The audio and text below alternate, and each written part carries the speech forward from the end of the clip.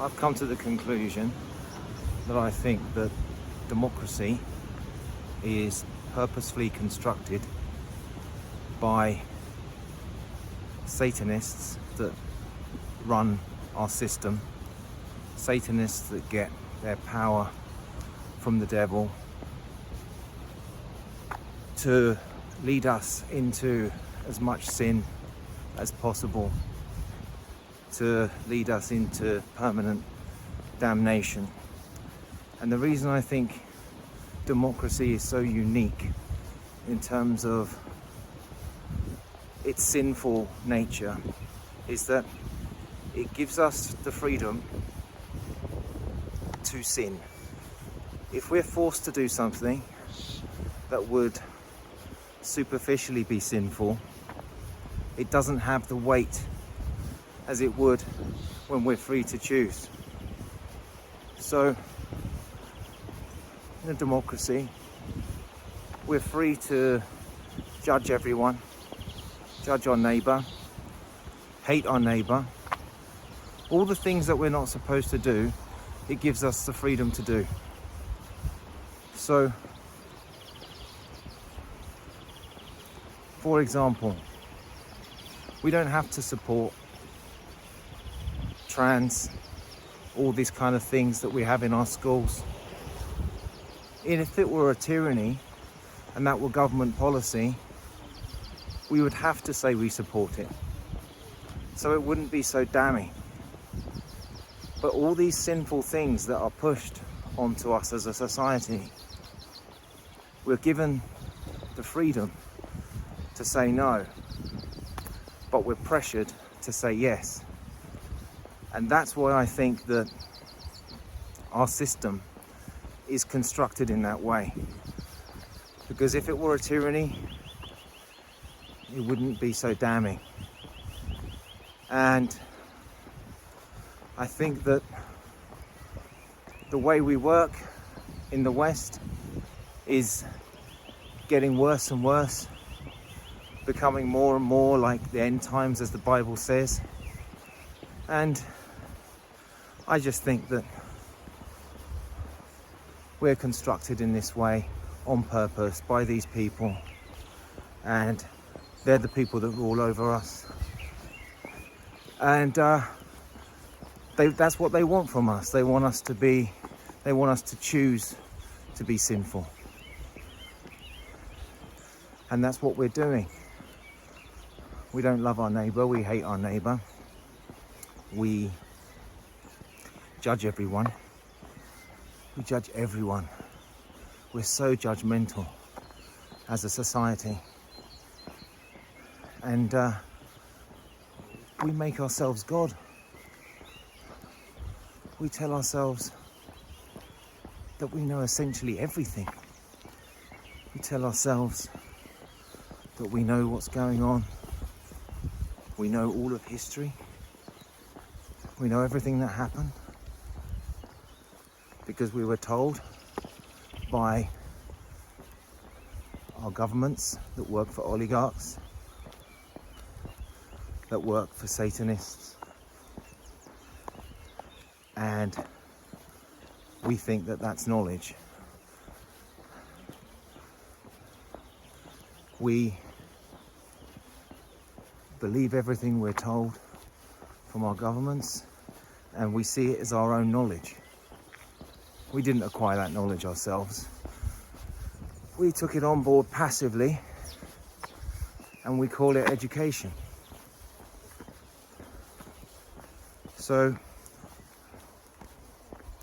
we attribute to ourselves the same level of knowledge as God has.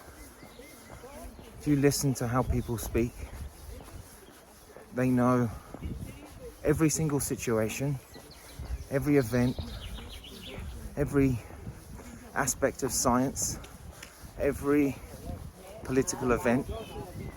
They know what's happening in every event that takes place on the other side of the world.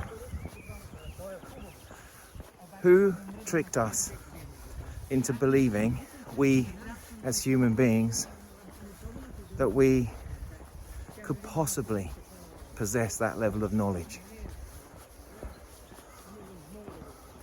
It's like the tree of life and the fruit of knowledge that wasn't real knowledge. It was just the illusion of knowledge. That kind of narcissistic descendants of Cain knowledge. I know what happened yesterday in Israel. I know what's happening right now in Ukraine. I know what happened in every political event before I was born. And that is a lie that, as far as I'm concerned, can only come from something that's spiritual. What else could lead people to hate their neighbour because they don't agree on something that happened 100 years before they were born? How could they ever naturally have the hubris to believe that they know, unless they're inheritors of people that ate from the tree of knowledge? So I've decided that I think democracy is set up with this ostensive freedom purposefully. We have to be free to sin for it to count properly against us. So that's the system I think we live in, and that's the system I think we have to be careful of. I am pretty sure, after looking at this all my life, that the world is run, as the Bible says, that Satan is the god of this world, that Satan is the god of the air. We know about how power structures work with regard to sin, our sinful nature, perverse incentives, what people will do for power.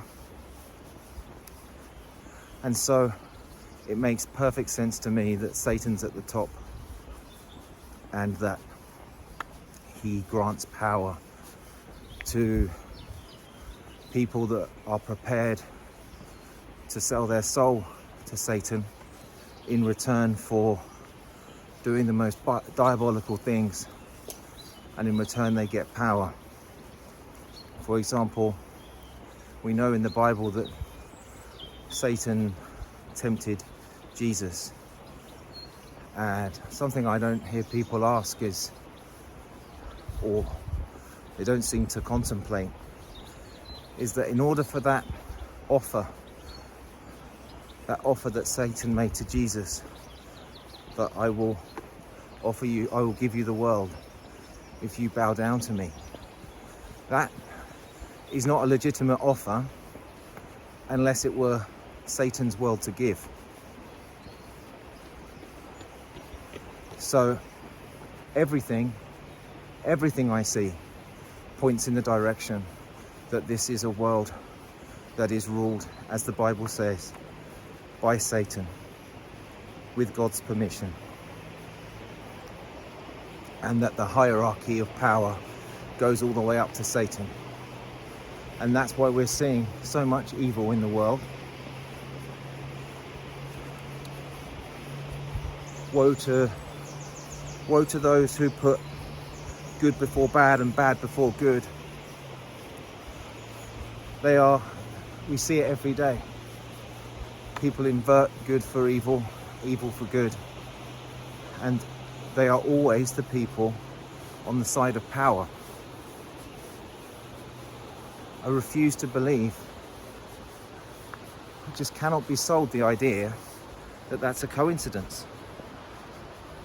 The ones that invert good for bad and bad for good are 100% of the time on the side of the power structure. because it's a satanic power structure. It leads all the way up to Satan. Why is there so much focus on children from every angle? Whether it be certain sections of society, but primarily the elite connection. Epstein Island, just everything points in those directions. We know that these things are happening. We know that Satan wants most of all to harm children. And that's where they get their power from. These things, they don't add up roughly, they add up so perfectly. And it concerns me that people that observe what's going on in our Western world, they see it and they see that it's wrong, but they don't have knowledge of the Bible. So unless they have that knowledge, they can't compare the two and see that all these things were predicted, that we were told that this is how it would be. And it's such a shame. You even have it the other way around. You've got Christians that aren't politically awake. So conversely, they don't put the two together either. And I think for people that have knowledge of the Bible and knowledge of what's happening in the world, it's kind of a weird time, because it's very difficult to try telling anyone.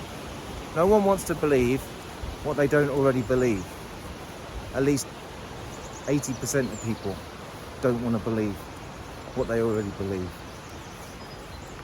And so I've decided that I'm gonna dedicate the rest of my life to this one subject, because I think it's the most fascinating thing. It encapsulates the things I'm interested in, such as population psychology and Christianity, and I can't stop thinking about how real what we're taught in the Bible is, and how you can see it every day. So that's what I'm going to do. That's going to be the rest of what I want to get people out of politics, because it's designed to lead us to sin. That's what it's for. I mean, the amount of Christians that I see on YouTube talk about things like Israel, we can't possibly know what's really going on. If the devil's at the very top and controls everything, and the Bible says that everything in the world's a lie, but I'm so sure, and it's tempting for all of us, but the word holy means to be separate from the world. So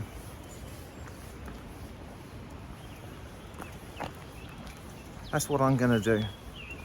I'm not gonna, I mean, you go on to these, people have replaced, we heard of the, is it Nietzsche's God-shaped hole? The idea that if you don't believe in God, you believe in anything. Who are the people that push this atheism? You know, these scientific, the ones that are, what are they called? Scientism people. They're the ones that have got every single thing wrong. They get every single thing wrong. So that's enough for today. This is going to be more of a Christian channel from now on, and I'm going to start speaking more about Christianity on X. So thanks for listening, and I'll see you next time. Ciao.